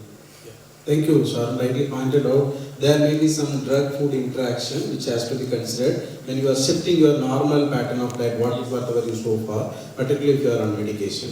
I move on to Mr. Sudhindra. I think part of the second question was answered in your first question itself. How can we make a balanced diet for a child? Just your suggestion. As you even A plant-based balanced plant-based diet for a child. Yes, of course. Actually, I think in the previous question also you said that whether the acceptance level of the child, how it would be, because see, everything cannot be changed into sudden. Even for example, I would like to do yoga practice today, even I go for gym today, everything if you keep it on one day, next day, nothing can be done, I think so. It won't be discontinued. So you need to introduce whatever plan is there, gradually you introduce. Like today you plan something which as a part of menu from morning to evening, 1 or 2 serving should be plant-based. So like you can include a legumes or include a cereal based, or we can say that vegetable khichdi, you can say that something can be included, so that nowadays we already prepared a child that milk is a complete food. Now if you take milk, everything is there. Look, because it has been taught by our parents and we initiated the same to our children. So it is very difficult to convince the child, no, you take this, you avoid the milk. It's quite difficult. So gradually we can give an additional, then automatically we can just replace it with the plant-based food, I feel so. Whatever menu plan you make from morning to till dinner, actually, it should be done very carefully and gradually, not to be done suddenly, because acceptance level is not there. You rightly pointed out the acceptance, particularly in child, very, very important. The most acceptable food for all childs are Maggi only. Today also for our lunch, we made Maggi only because I have to come back quickly for this program. So I have to feed within 10 minutes, so Maggi was the only choice. So they can eat quickly without any trouble. Right, I move on to Ms. Priya. Are there vegan foods that are beneficial to pregnant women? Can you suggest specifically the foods which are beneficial to pregnant women? The plant-based diet food. There are so many, what we are especially in South India, what we are mainly eating, frankly we are telling, especially weekly 2 days, usually they used to consume the non-vegetarians, right? But remaining all the days, they usually used to have that plant-based foods only, maximum in the homes. But while we'll be coming to that pregnancy-specific population, or they'll be having that any other some of the disease conditions like hypertension or preeclampsia or maybe the GDM, whatever it is, so they can opt for the plant-based food. The studies, it has been suggested that while they'll be consuming that plant-based foods, it has a major effects or major benefits. It's there. It's decreasing that preeclampsia effect as well as that obesity, postpartum obesity, as well as that GDM. It will be converting into the postpartum type 2 diabetes mellitus. So these are all the advantages are there. Especially in American Diabetes Association, it is suggesting that the first recommendation, strong recommendation, is saying that lifestyle modification. So the lifestyle modification, in the morning itself, ma'am has explained that lifestyle modification is a major impact. We are the healthcare worker, we have to focus on lifestyle modification that, while we'll be talking about that, the nutrition, the exercise, activity, the stress modification or management. These are the effects we'll be talking means the maximum, the burden of non-communicable disease burden we can reduce. So many number of studies will be showing that we can reduce that complications as well as this, we can prevent that further overburden of healthcare impact in this. So at the same time, one thing I want to explain about that, calcium. So the calcium, everyone will be thinking about that. The calcium, already they are taking about the calcium supplementation.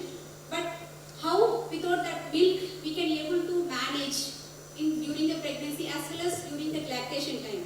So according to the ICMR and AIIMS, they are saying that 1000 mg is needed per day. During the lactation period, it is 1200 mg is needed. How we can able to manage? Okay, but with the help of how many members knows about the sesame seeds, I don't know. In 100 mg of, 100 milligram of sesame seeds, it has 997 milligram of calcium in it. So, but in milk it has 120 mg. But we will be taking the 2 to 3 servings. So usually in the plant-based foods, the take-home message, what does that means? How we have to take, how we have to plan means we have to go for 3 plus 3 plus. But there is a difference. The quantity of milk you consume and the quantity of sesame seed you can consume is different. Like iron content is very high in curry leaf, but you cannot eat this much curry leaf. No, that's what I'm coming to say. That the servings we can take. That is 3 plus 30 mg of seeds we can take. So 3 means 3 servings of proteins, that is legumes, as well as 3 cereals, as well as 30 milligrams of, that is 2 servings of the seeds we can take. So while we will be planning in this manner means, so adequately the well planned diet we can take to prevent that some of the other complications we can benefit from that other problems. Well said, Priya. Then I move on to Sandhya for the last question of this debate from my side. How does vitamin B12 deficiency, as we talk about calcium deficiency right now for pregnant women, how does vitamin B12 deficiency impact diabetes management in patients adhering to a plant-based diet, and what strategies can health provider implement to address this particular issue? Thank you for the question, sir. So though we were speaking about many advantages regarding the plant-based diet, and there are some disadvantages. I don't say it is a disadvantage, it can be a lack of knowledge also. So educating the patients regarding the vitamin B12 resources could be one of the best thing we can do. And one more thing, in diabetes especially, the drugs which we give for the patient, especially the biphenols or the metformin we say, when it is given in higher doses, there are multiple studies which says that is also again causing vitamin B12 deficiency. So I say rather than when it is drug induced, nobody has an issue, and the patients are recommended for vitamin B12 supplementation also. Rather than increasing the dosage of drugs, that was again because of the lack of diet and physical activity which could be done by the patients when they are educated properly. So once again, putting the patients back to the proper plant-based diet which can minimize the HbA1c levels and also improve the blood sugar levels in the patients, which may not lead to the elevating the drug dosage, that is more than 15 grams, which is the maximum dose they give for a patient with blood sugars, high blood sugars.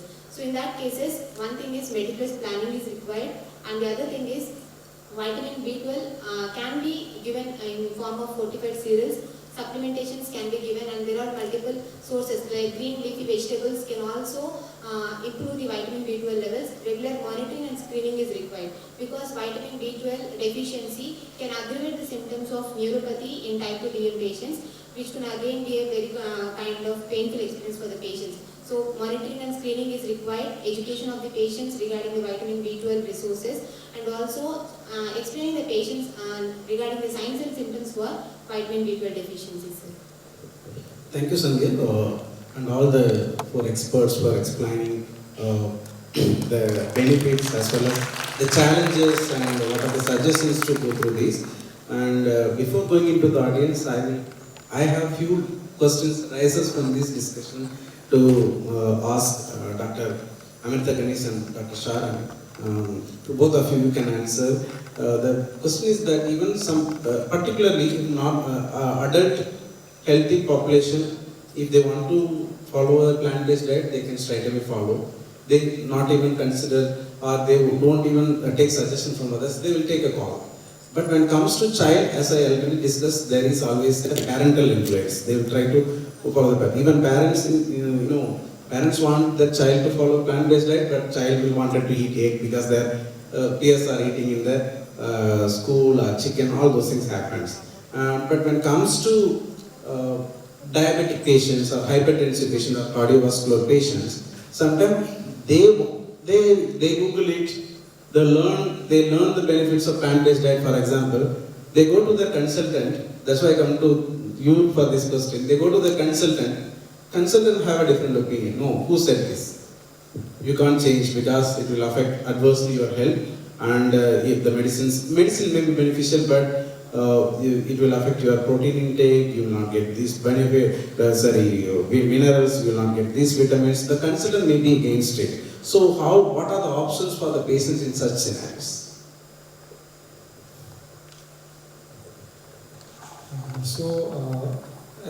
The fact is that the awareness of plant-based diet is still at a very premature stage, which is where organizations like PAN are trying to do more work, organize these CMEs and spread the awareness. Like, I was very impressed with the entire panelists and how well informed they are and the kind of messages that have been given out. It's really good. So as and when the word spreads, as and when the physicians start realizing that yes, plant-based is a very good option, that is where things will start stabilizing. Currently, you are absolutely right. If we tell something to a patient, that patient goes to another physician, that physician will say something else, and it is going to be a struggle initially. There is no doubt about it. But eventually, the change is going to come. The current ICMR guidelines, if you see, are very clear about this.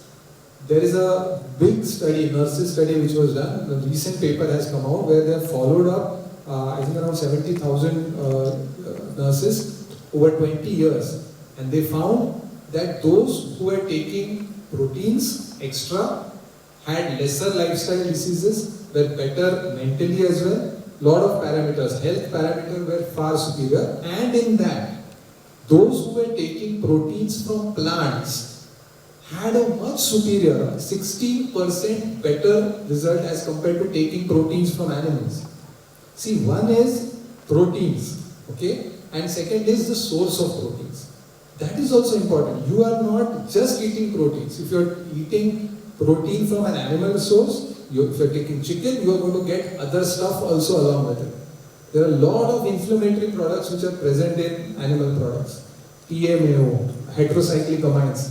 All these have carcinogenic, mutagenic, inflammatory effects on our body. And this is known. So when you look at food, you have to look at the package. The problem is we are looking at individual things. Calcium kisme. Like one student was asking what food is good for the eyes. See, you cannot look at a body that way. You have to take a holistic approach. And you have to eat a rainbow. You have to eat everything and as close to the natural source as possible, minimally processed.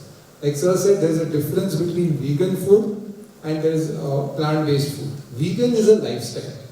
It's a lifestyle where you don't want to do unnecessary harm to the animals and to the planet as much as possible. Plant-based is what we should be using because plant-based food and that too whole food plant-based. You can get junk plant-based food also. So we should go there. So this awareness is gradually coming. Proteins are required, but the ICMR guidelines clearly state that you can get adequate number of proteins from plants. There is another misconception where plant proteins are said to be incomplete. Like the amino acid profile is not complete. That is a myth. Every plant food, first of all, has all the amino acids, essential and non-essential. The percentage can vary. So if you say, I'm going to eat only rice throughout my life, yes, then you will be deficient in some amino acids. But if you take rice with dal, the amino acids are going to balance out. Okay, nobody eats only one single. That is why you have to eat a variety of foods. So all the amino acids will get balanced out. On animal products, in fact, the amino acid content is large. It's more than what we require, more than 2 times the recommended. That's why in the Western countries where meat consumption is huge, they have excess of proteins in their body, and excess of proteins also have their side effects, which we should not forget. Coming to the question, to answer this question, I had 2-3 occasions, my personal experience. Patients come to you because of your belief. If I say something to follow, if I come back and they say something no, I just tell them it is my opinion. I have some evidences printed. I just give them. It is up to them to follow or not. You cannot compel. Yeah, your treatment plan should be according to the patient's willingness and acceptability. That's what my hypothetical question was that only I answered correctly. Before that, if a patient comes to you, you look at as a cardiologist, you look at the cardiovascular health and suggest a food. And the patient follows a certain pattern of diet and goes to endocrinologist next day for a goitre issue, and the endocrinologist suggests to go for seafood, and they get into confusion. Then they come back to you that I was advised this. How do you handle such situations? So I tell them, yes, seafoods are rich in iodine, yes, you need that, but these are the problems in taking fishes in this thing. So this is my opinion. You can take iodized salt for that, and you can add all these salts in this. This is my recommendation. I will give it to the patient. Nowadays, I am involving the patient in the decision, because sometimes when you take all their decisions, they will blame you. Patient-centered care. Thank you, sir. And now the floor is open for the audience to have any queries. Any one of you? Now you can wake up from sleep. I hope many of you were searching for empirical evidences in your smartphone. I would like to touch upon the B12 part, which Madam had very rightly said. So B12, we have to understand, doesn't come from animals. Animals do not make B12. B12 is made by bacteria in the soil. Okay? In the previous times, we used to eat directly without extra hygiene. Now today's times, we are very, started doing this extra hygiene of cleaning everything. So the bacteria is not being consumed, and that is why everybody, even meat eaters, can be B12 deficient. It is not that only plant-based eaters or vegetarians are meat. Anybody can be B12 deficient. In fact, even the animals are given supplements in their food, and that is why meat products have the B12 level which is there. So instead of again going through the middleman, we should directly consume the supplements. But yes, you have to check your B12 and even D levels, because we don't go out in the sun as much. So B12 and D supplements are very likely to be needed irrespective of your diet. So you should just check that and get those things in control. And don't blame vegan diet for that, because in my family, I had a controlled, something randomized control. 10 pure non-veg, I checked the B12. Then pure vegetarian in my family, I checked it.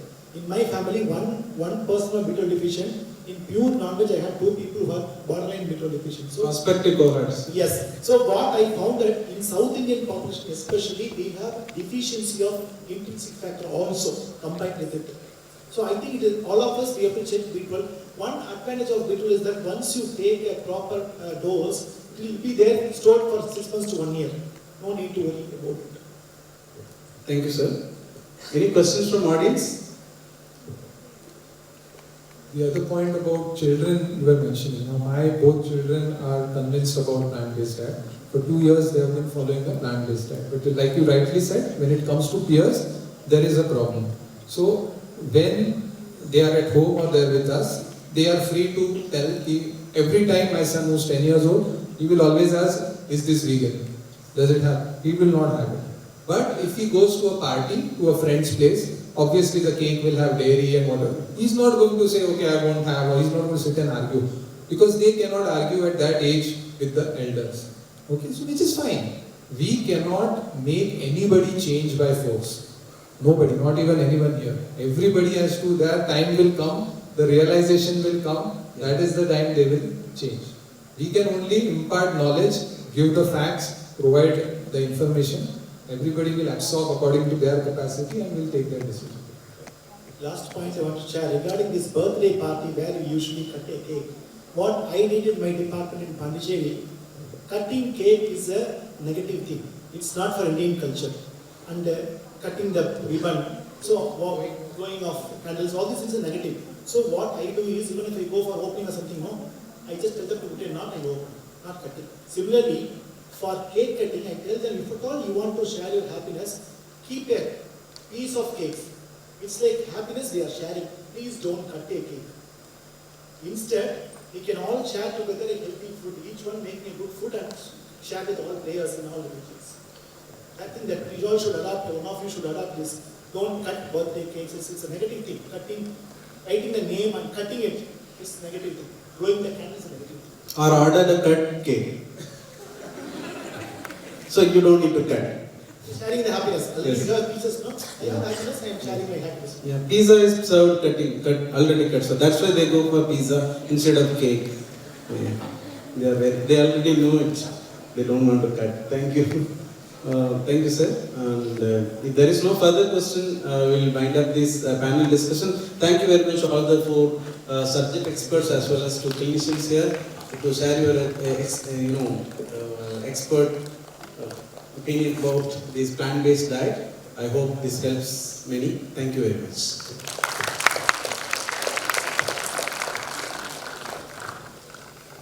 I think many of our questions were answered. That was which is going on our brain with the new concepts. My heartfelt thanks to all experts of today's panel discussion. That was a wonderful session. You took this event to the further level by making it more realistic and giving great inputs on the topic. Now, I am glad to invite Professor Dr. Tesu Rammohan Sir, Dean Examination, HOD of Hospital Administration, Joint Medical Superintendent AIIMS Mangalagiri, to the stage and grace the occasion. And I request Dr. Amrita Ganesh, HOD Cardiology, to come onto the stage and give a memento. I request Dr. Dhanasu R. Ma'am to accompany Sir.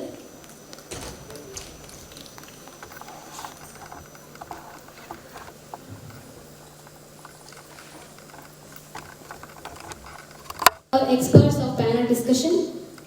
First, I would like to ask Dr. Tesu Rammohan Sir to felicitate Dr. Muthu Venkatash.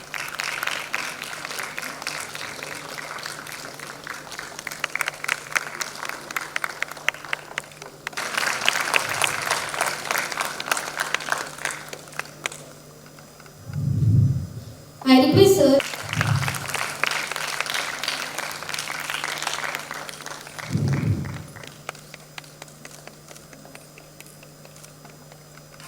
I request Sir to felicitate Mrs. Priya M. Nursing Tutor College of Nursing with a memento for her valuable contributions.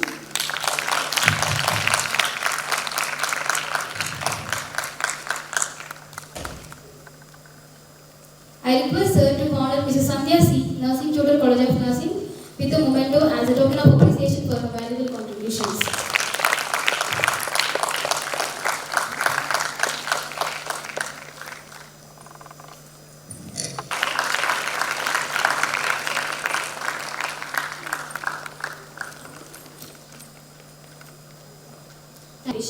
I welcome Mr. Santoshi Nursing Tutor College of Nursing onto the dais. Over to you. Of you in the group, so you have to log in with the link and we will display a code. You have to log in with that link and you have to enter the code to log in. So once you log in, there will be a series of questions coming to you. It is an individual game, not a group game. So individually you have to answer on the quiz app. So whoever answers first with maximum numbers of correct answers will be given first prize, second prize, third prize. 3 prizes are there for the quiz competition. So I request all of you, if you cheat and if you talk group and if you write, then it is a disadvantage for you people only. So be sincere, just scan take the registration ID, enter the code and answer sincerely. So we are having a software with us, so it will calculate the time of speed you are answering, the way of style you are answering and the difficulty levels of the question. Based on that, the winner will be decided. I think it is clear to everyone about quiz competition, right? Any other queries? I request Ms. Bhavani Garu from PAN to start the quiz competition. CS is having, MBBS CS are there in the group, right? Thank you.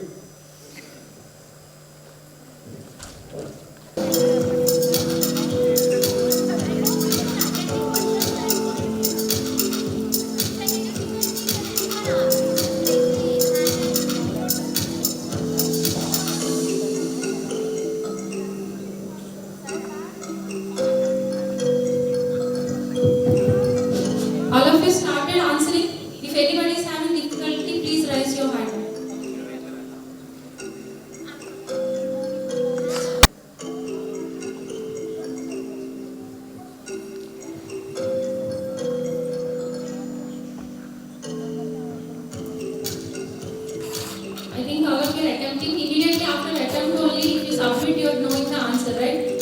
Whether it is right or wrong. So still if you have doubts, after the quiz you can discuss.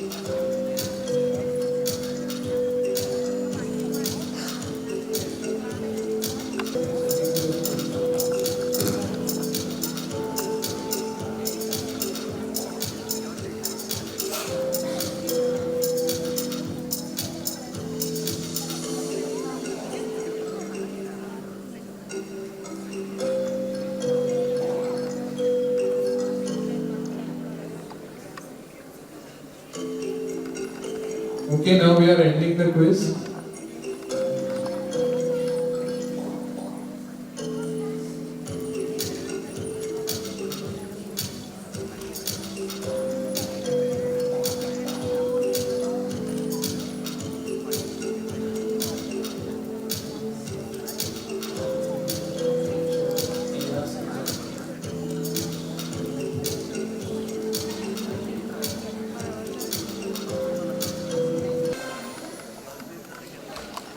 Congratulations. All three of you may please come down. I request Dr. Amrita Ganesh sir and Dr. Dhanasu madam to come onto the stage to felicitate the winners of the quiz competition. And Balbir. Balbir the second, not the first. Tia. Nobody wants to claim the prize? You forgot what was your username.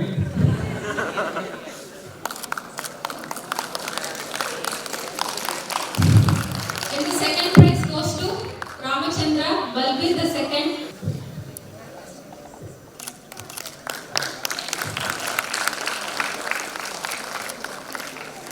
And the third prize goes to Nitin.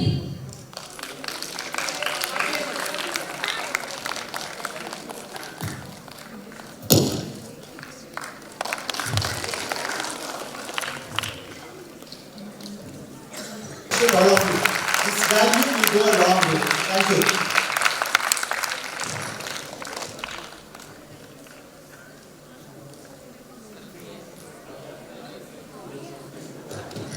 It's not the joy that makes us grateful, it's gratitude that makes us joyful. Let's honor ourselves. Come on to the stage. I request Dr. Amrit Ganesh and Dr. Dhanasu ma'am to honor ma'am with a small token of appreciation.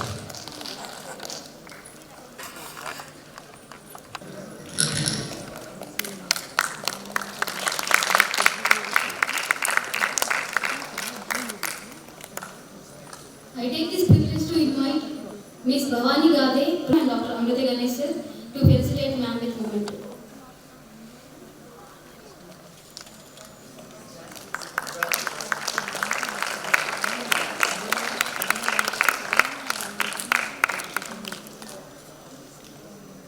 I take this opportunity to welcome Dr. Amrit Ganesh sir, Organizing Chairperson, Head of the Department of Cardiology for today's event. I request Dhanasu ma'am to honor sir with a small token of appreciation.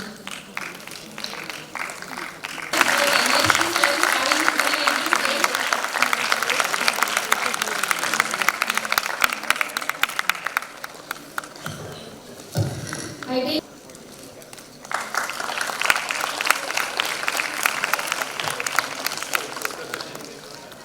us throughout the event, and it's my pleasure to invite Mr. Sharon MB, Associate Professor and Organizing Secretary for the today's event. I request Dhanasu ma'am to honor us with a small token of memento.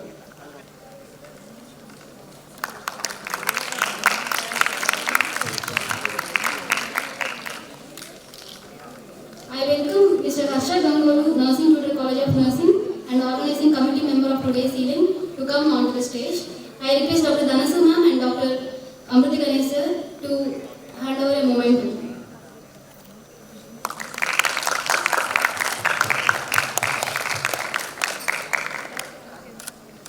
I request Ms. Eramaneti Vijaya Maria Nakshatram, Nursing Tutor College of Nursing and Organized Committee member to accept our token of appreciation.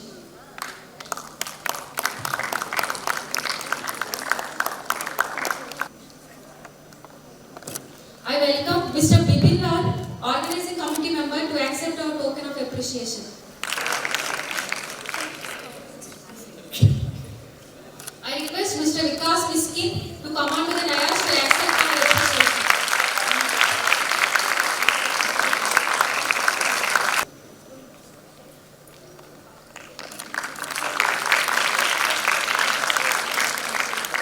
The committee member of today's event and program coordinator, I request ma'am and sir to have a token of honor.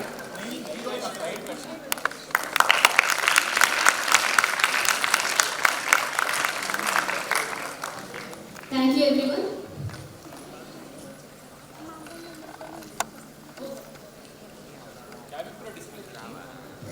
My true appreciation for everyone, each one of the Department of Nursing, especially Santosh for an active participation. God bless them.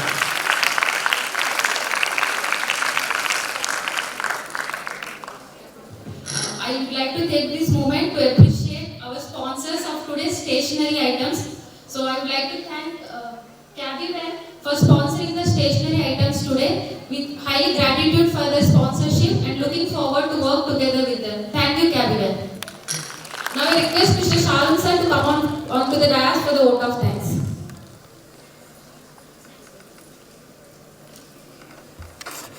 Thanks on this special occasion. I, on behalf of organizing committee, extend my gratitude to our Honorable Director, Professor Dr. Madhanandaga sir, for his valuable support to conduct this program. Your presence is always inspirational for us. Words are not enough to thank for his constant guidance and support to shape this event. Thank you, sir.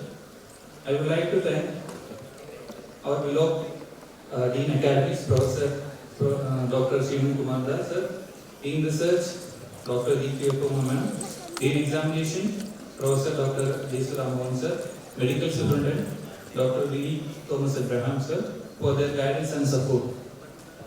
I would like to thank Pan India team, especially Dr. Regina Shaheen ma'am, Director of Pan India, and Dr. Sarang Vatika sir, Dr. Shruti Ganesh, Ms. Bhavani for their constant support and guidance.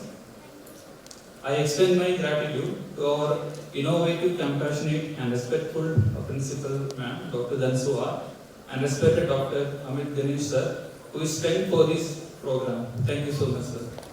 I must extend my deepest sense of appreciation to our esteemed speakers, Dr. Amit Ganesh sir, Dr. Regina Shaheen, Dr. Sarang Vatika sir, Professor Dr. Kalaiselvan Ganapati, moderator of the panel discussion, Dr. Mukundra Chalames, our panelists, Sudhindra M, Ms. Priya, Mrs. Sandhya.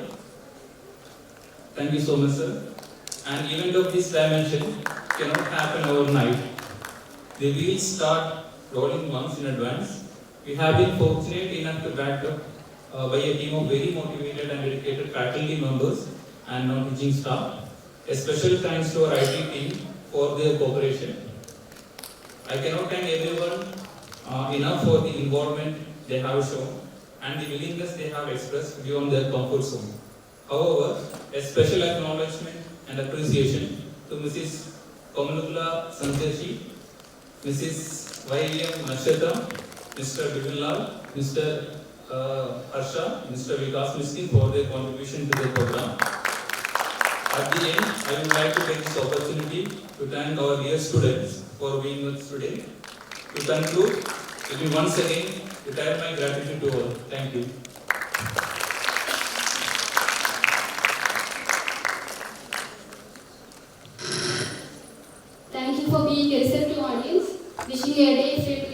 success and countless positive moments. Stay spirited and have an enriching. And all faculties to come onto the stage for one group photo for the CME. One faculty group photo. I request all the students to come onto the stage. I request all PAN committee members and principal ma'am and the Amritika Nesar and all nursing college